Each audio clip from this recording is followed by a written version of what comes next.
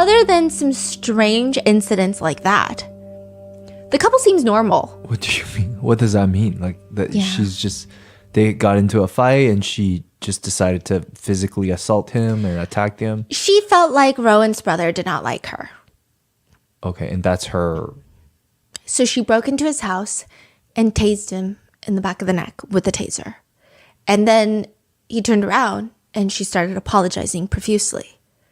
Fascinating. So you think she tried to attack him thinking that he wouldn't find out, but turned out he saw her? Perhaps, because she does try to kill him later, but we'll get more into that in a second. Yeah. Okay. So from the outside, aside from some of the weird incidents that people have kind of heard about, the couple seems normal enough. And then in 2020, Sherry is barely 20 years old and she gets pregnant, but not with Rowan's baby. He says their entire relationship, he could practically smell the other men on Sherry. Rowan calls Sherry's dad very emotional. He's like, I can't do it anymore. He won't even let Sherry's very domineering dad talk. He's like, let me talk. It's my chance to talk. I'm speaking now. These are direct quotes. I have nothing to lose. I'm going to talk and you will listen. Rowan tells Sherry's dad everything. And at the end, he tells him, I'm not going to do this anymore. I don't want to be with Sherry anymore. أفجانا من بوراندي لك من خلاص دماهيكات من شوابتن من واقوتي قبط لك من خلاص بردانة وخلاص.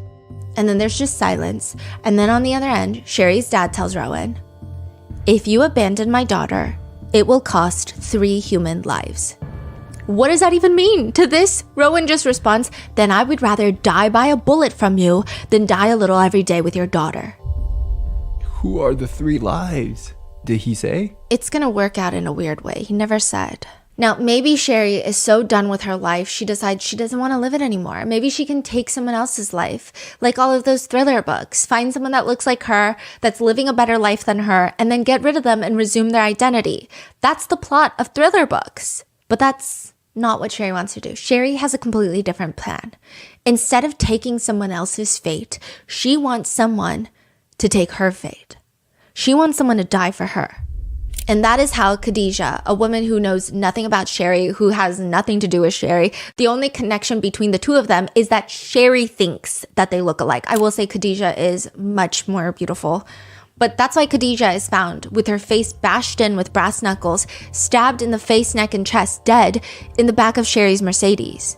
Within days, Sherry is brought in and she's treated as the prime suspect of what the police originally thought was her murder.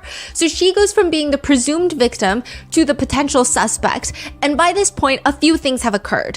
When a body was found in the back of Sherry's car with dark brown hair, just like Sherry, her face is disfigured from stab wounds, but she's about the same height, the same weight. Everybody assumed it was Sherry. Sherry's parents went onto Facebook to post about her death, her murder, begging locals to help identify who they think that did this to their daughter, even though they think it's Rowan. Sherry's parents are telling the police that if they had to put their money on anybody, it would be Rowan.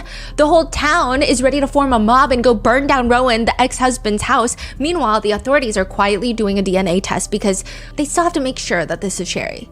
And there's something curious.